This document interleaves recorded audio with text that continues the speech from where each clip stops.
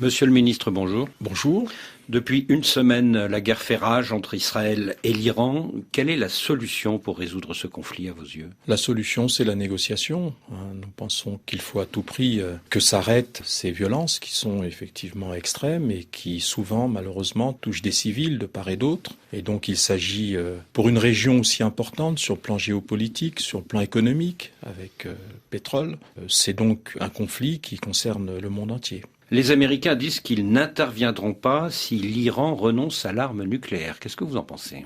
Nous n'avons pas d'opinion sur cette question. Il s'agit d'une question complexe qui concerne des informations qui, pour l'essentiel, ne sont pas rendues publiques et pour laquelle nous n'avons pas de position à exprimer. Est-ce que l'Afrique peut jouer un rôle dans la résolution de ce conflit ? L'Afrique peut proposer l'arbre à palabre, c'est-à-dire la possibilité que les belligérants se rencontrent, se parlent, se comprennent et trouvent le moyen de coexister dans la région. Autre conflit dans les Grands Lacs. Ce mercredi, la République démocratique du Congo et le Rwanda se sont engagés à signer un accord de paix le 27 juin prochain lors d'une réunion ministérielle prévue à Washington. Quelle est votre réaction ?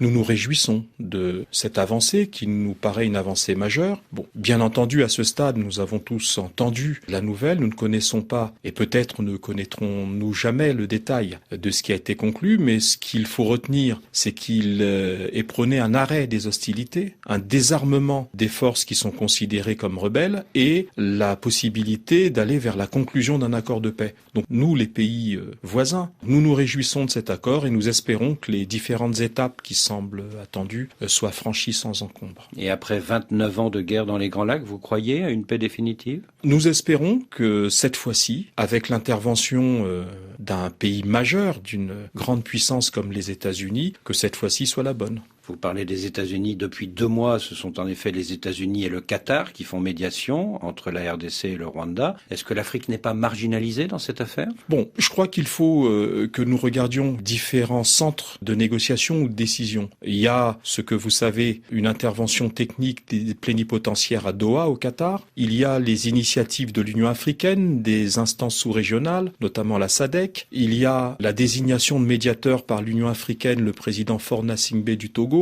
Il y a le président Olusegun Obasanjo, ancien président du Nigeria, choisi pour la dimension de l'homme.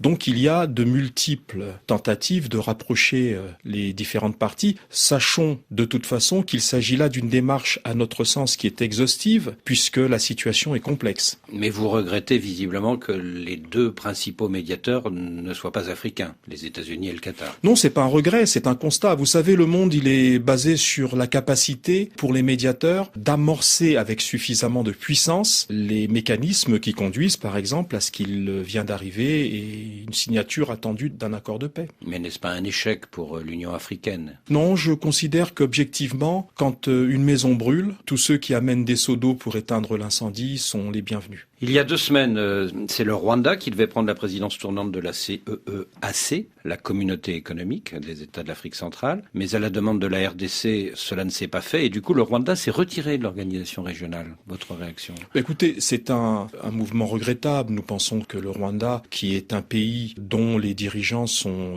posés, nous pensons que ce mouvement d'humeur passera et que nos frères rwandais rejoindront très vite l'organisation pour qu'à un moment donné, ils puissent conformément au statut, conformément aux règles, en prendre la présidence. Depuis 1 an, la location de 12 000 hectares de terre congolaise à une société rwandaise suscite beaucoup d'émotions à Brazzaville, mais aussi à Kinshasa, où beaucoup y voient le risque que l'armée rwandaise en profite pour ouvrir un 2e front contre la RDC. Est-ce que c'est la raison pour laquelle vous venez d'annuler ce contrat foncier avec le Rwanda ? Non. Alors, il faut que je précise en 2 mots la situation. Il y a d'abord des accords d'État à État, qui sont des accords de coopération bilatérale classiques. Ce sont des accords dans des matières essentiellement économiques. Ces accords ne sont pas remis en cause et ils n'ont aucune raison de l'être. Il y a à côté de cela des contrats ponctuels qui ont été conclus pour la relance de la production agricole dans des zones très riches qui permettront d'avoir de la production supplémentaire en matière de soja, en matière de tomates et de production de différentes denrées agricoles. Ces accords ont été conclus avec des sociétés rwandaises rwandaises. Ces accords devaient faire l'objet d'une conclusion de baux amphithéotiques. Mais il y avait une condition qui avait été fixée au moment de leur signature, il y a un peu plus de 2 ans. C'était que ces entreprises, sur les 5 sites qui ont été choisis dans notre pays, fassent preuve de motivation, d'expertise et montrent en 2 ans leur capacité à rendre effective leur tentative de production à venir. Et ces 2 ans qui ont été fixés contractuellement se sont écoulés au 8 décembre 2024. Et malheureusement, ils ont pris fin. On a constaté leur caducité parce que les entreprises n'ont pas accompli les diligences qui étaient attendues d'elles. Et donc, naturellement, la condition de caducité a été mise en œuvre depuis le 8 décembre 2024. Donc, ce sont des accords spécifiques dans des matières agricoles. Et donc, comme vous voyez, rien à voir avec le conflit que nous évoquions tout à l'heure. Alors, il n'y a strictement, bien entendu, aucun rapport entre des accords que nous passons couramment avec des entreprises d'autres États. Nous avons des Sud-Africains, nous avons d'autres nationalités à qui sont concédés sous la forme de baux amphithéotiques des parcelles de terre et des hectares à gauche ou à droite. Il n'y a là absolument aucune connotation militaire. Et puis d'ailleurs, comment voudriez-vous qu'il y ait des connotations militaires à ce type d'accord alors que notre pays est situé à près de 1500 km du théâtre des opérations concernées, c'est-à-dire l'est de la RDC et les confins du Rwanda. Donc non, il s'agit là, bien entendu, de spéculations qui n'ont rien à voir avec la réalité. En tout cas, les autorités de Kinshasa étaient inquiètes et elles vous l'avaient fait savoir. Nous échangeons régulièrement avec les autorités de Kinshasa. Je peux même vous dire que récemment, le ministre de l'Intérieur du Congo a eu l'honneur de rencontrer le président Félix Tshisekedi et je suis certain que nous apportons au quotidien toutes les assurances de notre volonté de faire que ça se passe bien. Mais du coup, est-ce que vous ne risquez pas de vous fâcher avec votre partenaire rwandais ? Pour quelle raison ? Parce que ce projet de location de terre, il avait été conclu il y a 2 ans lors d'une visite de Paul Kagame à Brazzaville et que dans le cadre de cet accord était prévu également un investissement rwandais de quelques 200 millions de dollars dans la zone économique spéciale de Maluku, à 70 km de Brazzaville. Est-ce qu'il tient toujours ? Alors là, vous voyez, il s'agit d'un autre volet. Là, il s'agit du volet de la coopération d'État à État. La zone industrielle de Maluku, qui a été au préalable aménagée par les autorités congolaises chez nous, doit faire l'objet d'une mise en exploitation. Et cet accord n'a rien à voir avec les accords agricoles dont on a parlé tout à l'heure. Il s'agit là d'une coopération d'État à État. Tandis que dans l'autre cas, il s'agit d'accords qui lient les pouvoirs publics qui mettent à disposition des terres et des entreprises privées. Et cet accord sur Maluku, il tient toujours ou pas ? Ce sont les accords d'État à État qui sont à ce stade maintenus, qui n'ont rien à voir avec cette production agricole. Il y a 2 semaines, les Américains ont décidé d'interdire l'entrée de leur territoire aux ressortissants de 12 pays, dont le vôtre. Comment vous réagissez ?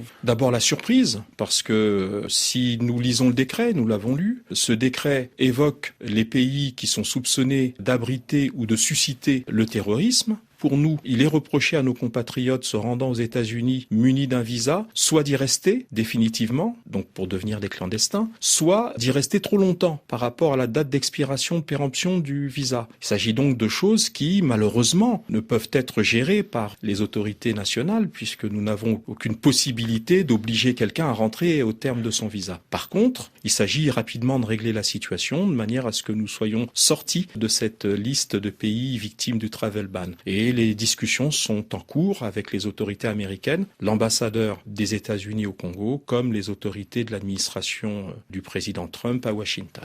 La présidentielle au Congo, c'est dans 1 an, mais votre pays est frappé depuis quelques années par des gros problèmes économiques et notamment des pannes d'électricité de plus en plus fréquentes. Est-ce que vous ne risquez pas d'affronter le mécontentement des populations ? Écoutez, ce secteur qui est en crise fait l'objet de discussions en vue de sa réforme. Il y a depuis quelques années de la part du gouvernement une politique de réforme pour améliorer l'offre et de réforme pour améliorer la gestion de ce qui est produit. Et nous en sommes là. Il y a des procédures qui doivent conduire à un affermage, c'est-à-dire la capacité qu'un opérateur performant vienne renforcer notre Société nationale de production d'électricité, donc la EKRC. Et cette procédure donc est en cours. Et nous espérons, dans le cadre de la concertation avec les partenaires d'un côté, la persuasion qui est en cours vis-à-vis des syndicats et le personnel personnel, que nous arrivions à une solution. Pourquoi pas avant l'élection présidentielle? Pourquoi pas? Avec une seconde ligne à haute tension entre Pointe-Noire et Brazzaville?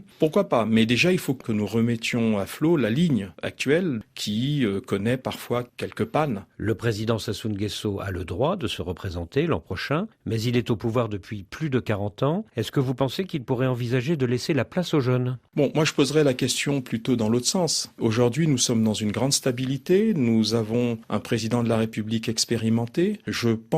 Je suis convaincu, et là c'est non seulement le ministre qui parle, mais le militant politique, nous pensons que le président de la République est celui qui va favoriser cette transition générationnelle dans la paix, dans la stabilité et dans la cohérence. Parce que quand on se précipite vers ce qui ressemble à un changement, on s'aperçoit bien vite que les mains inexpertes à qui on confierait trop vite les choses pourraient conduire le pays à l'impasse. Donc le président de la République, d'ailleurs on le voit dans les nominations qui sont faites à tous les niveaux de l'administration, pas seulement au gouvernement, mais dans tous les niveaux d'administration dans le pays, privilégie l'option jeune. Et donc, pour ce qui concerne l'élection présidentielle à venir, on est à 9 mois. Il n'y a aucun obstacle constitutionnel et juridique à une éventuelle candidature, mais il s'agit d'une décision personnelle. Je souhaite que le président de la République soit candidat, mais ce n'est pas à l'ordre du jour au moment où nous exprimons, puisque nous sommes, comme je l'ai dit, à 9 mois de l'élection présidentielle et le président a un mandat à remplir et doit engranger le maximum de résultats entre-temps. Mais cette transition générationnelle dont vous parlez, elle pourrait avoir lieu dès l'année prochaine ou pas?